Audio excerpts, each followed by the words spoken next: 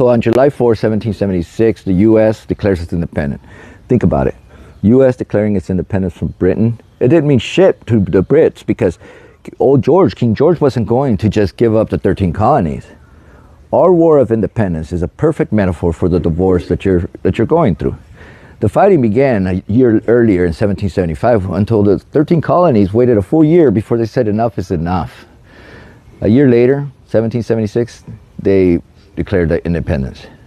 But the Brits, they didn't recognize it until 7 years later in 1783 in the Treaty of Paris. In other words, we celebrate our independence July 4th.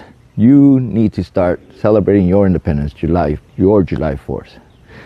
The day the decision was made to leave the marriage, not the date that the papers are signed.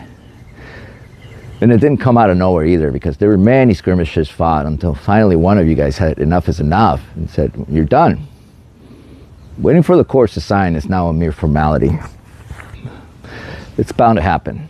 So, this 4th of July, remember that today, despite the loss, is a day of celebration, and despite the wars between the U.S. and Great Britain, we got over the growing pains. We grew closer, and we became not just friends, but also allies.